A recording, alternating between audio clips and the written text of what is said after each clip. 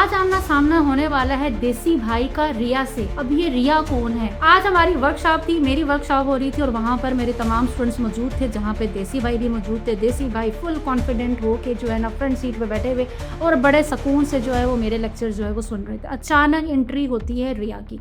अब रिया कौन है? रिया जो है वो फुली AI टूल से यूज़ होने वाली बच्ची है, जो कि बहुत ज़्यादा AI टूल और प्रॉपर जो है किसी भी तरह का AI टूल जो है वो ChatGPT से सीखना जानती है, जिसको पता है कि कौन से टूल किस तरह से यूज़ होते हैं। एडवांस लेवल के AI टूल्स के साथ वो वर्किंग करती है। और वो मेरे पास है, उन्होंने कहा कि मैंने अभी प्रॉपर AI के ज़रिए जो है वो सेल्स फनल जो है वो क्रिएट किया है। मैंने क्लाइंट के लिए प्रॉपर जो है वो टेम्पलेट रेडी किया है, जिसका उन्होंने मुझे जो है $2000 जो है वो पे किया है। अब जब देसी भाई ने ये सुना तो वो तो परेशान, बोलने का कि ये क्या है, ये तो मतलब इस लेवल पे है। आज हमारा टॉपिक भी यही था कि हम लोगों ने AI से किस तरह से सेल्स फनल क्रिएट किया जाता है, हम वो ही सीख रहे थे। अब जब उन्होंने ये देखा कि जो रिया है उनका जो वो तो इतना ज़्यादा एडवांस है और एडवांस लेवल पे वो वर्क कर रही हैं और उन्होंने प्रॉपर जो है ना वो AI से हर तरह के टूल्स जो है वो सीखे हुए हैं और उस पर एडवांस लेवल पे पूरे जो वो लैंडिंग पेजेस वगैरह बना रही हैं, वो CRM वगैरह बना रही हैं और किस तरीके से जो है ना वो सेल्स फनल बना रही हैं। तो वो देख के थोड़ा सा डर गए और वही हुआ। जैसी वर्कशॉप ख़त्म होती है देसी भाई आ गए। हमने कहा मैम रिया तो बहुत ज़्यादा एडवांस है, मैंने तो अभी सीखना शुरू किया है, मैं इनका मुकाबला कैसे करूँगा?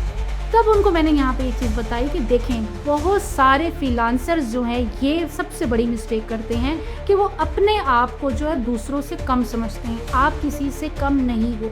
उनको मैंने सिर्फ एक बात बताई कि रिया जो है वो टोटली टूल्स पे डिपेंडेंट है, जबकि आप टूल्स के साथ साथ जो है वो आप प्रॉपर फील्ड में भी मौजूद हो। आप कस्टमर के पेन पॉइंट, कस्टमर की प्रॉब्लम, कस्टमर के सॉल्यूशंस के साथ कनेक्टेड हो।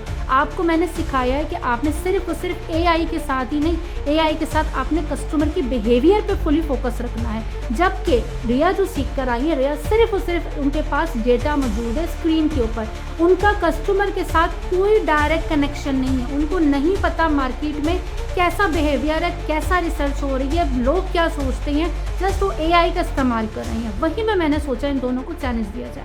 मैंने दोनों को चैलेंज दिया और मैंने कहा यूनिवर्सिटी के लिए मुझे 7 दिन में 1000 लीड्स चाहिए।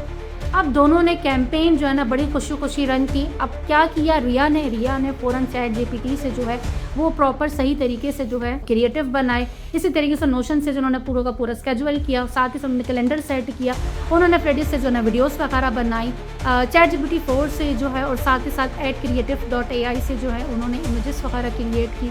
अब उन्होंने प्रॉपर स्केड्यूल करके लीड जनरेशन की कैंपेन जो है वो चला दी। टोटली उन्होंने AI यूज़ किया, कोई इसके अंदर इमोशनल टच नहीं दिया। जबकि दूसरी तरफ जो हमारे देसी भाई थे, उन्होंने क्या किया? हमारे देसी भाई ने जो है वो प्रॉपर जिस तरीके से उनको मैंने बताया था, उन्होंने प्रॉपर इमोशनल हुक यूज़ किए। उन्होंने प्रॉपर क्लाइंट के पेन पॉइंट को ट्रिगर किया। उन्होंने वहाँ पे ChatGPT से प्रॉपर जो है पेन पॉइंट को हिट करके कैप्शन लिखे। साथ ही साथ उन्होंने AI का वॉइस यूज़ नहीं की, उन्होंने अपना जो है वॉइस ओवर यूज़ किया। वहाँ पर उन्होंने बताया कि ये कोर्स जो है ना सिर्फ और सिर्फ कोर्स नहीं है, ये आप अपना लिए कॉन्फिडेंस खरीद रहे हो। अब उन्होंने इस टाइप का जो है ना एक टैगलाइन लिखी, साथ ही साथ उन्होंने वीडियोस वगैरह बनाई और वीडियोस में उन्होंने वो खुद फ्रंट पे आए, वो कैमरे पे खुद आए और ख़ुद उन्होंने सारा कुछ बनाया। ये करने के बाद दोनों ने कैंपेन जो है वो लाइव कर दी। अब हुआ क्या? रिज़ल्ट आता है 7 दिन बाद। दोनों को मैंने दिया था। रिया मेरे पास आती हैं 1200 लीड्स लेकर आती हैं, जिसमें उनका जो रेशो था 2.8% का। जबकि मेरे पास आते हैं देसी भाई, जिनका 900 लीड्स वो लेकर आए, जिनका रेशो था 4.8। अब आपको क्या लगता है कि रिजल्ट किसका अच्छा होगा? रिया का। रिया 1200 लीड्स लेकर आ गई है, जबकि देसी जो है वो 900 लेकर आया है। लेकिन सेल्स किसकी ज़्यादा आई? सेल्स ज़्यादा आई देसी भाई की। अब दोनों में डिफरेंस क्या है? मैं ये नहीं कहूँगी कि रिया का काम गलत था या देसी भाई का काम अच्छा था।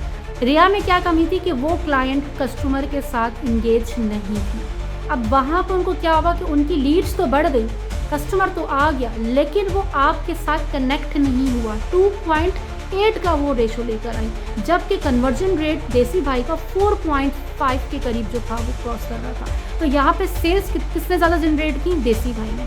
तो यहाँ पर मैं हमेशा एक चीज़ जो अपने स्टूडेंट्स को बताती हूँ कि आप लोग क्या करते हो? आप लोगों ने बस ChatGPT ने जो आपको बोला आपने लिख दिया। आपको जिस तरह की इमेज बना दी आपने बना के उसमें ओवरऑल ऐड चला दिया।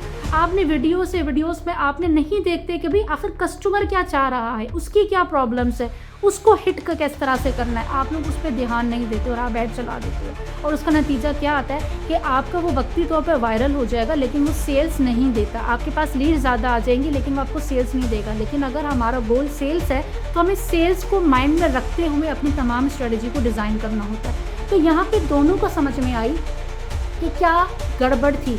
अब नेक्स्ट एपिसोड में मैंने क्या किया कि मैं इनको एक जॉइंट प्रोजेक्ट दिया कि दोनों मिल के काम करें, और वहाँ पे रिया को भी अंडरस्टैंडिंग हो कि भाई किस तरीके से जो है वो देसी काम कर रहे हैं और किस तरीके से वो काम कर रही हैं। दोनों एक दूसरे से मिल के जो है वो बेहतर काम कर सकते हैं कि नहीं काम कर सकते। ये चीज़ आप लोगों ने मुझे कमेंट में बताना है कि इन दोनों को जो है ना जॉइंट प्रोजेक्ट दिया जाए कि ना दिया जाए। तो ये चैलेंज हम नेक्स्ट एपिसोड में देखेंगे कि अगर हम इनको देते हैं तो क्या रिजल्ट आता है। और अगर आप भी चाहते हैं कि आपने भी जो है ना AI के साथ ही साथ जो है ना प्रॉपर स्ट्रेटजी भी सीखनी है, तो अभी कमेंट पर जाएं, AI स्ट्रेटजी पे कमेंट करें, और साथ ही साथ मेरी टीम आपसे कांटेक्ट करेगी। तो मिलते हैं नेक्स्ट एपिसोड में।